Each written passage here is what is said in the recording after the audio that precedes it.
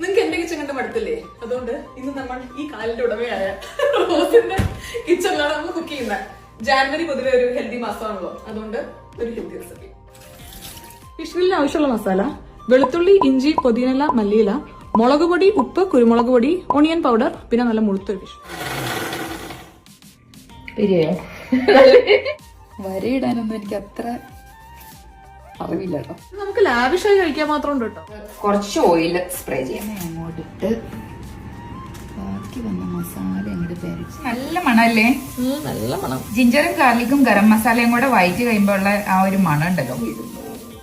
എല്ലാ തവണയും നമ്മൾ സാലഡ് ഉണ്ടാക്കുന്ന വീഡിയോ കാണിക്കുമ്പോൾ എങ്ങനെയാണ് ഞാൻ ക്യാരറ്റ് ഇങ്ങനെ അരിയുന്നത് നിങ്ങൾ ചോദിക്കാറുണ്ട് കേട്ടോ.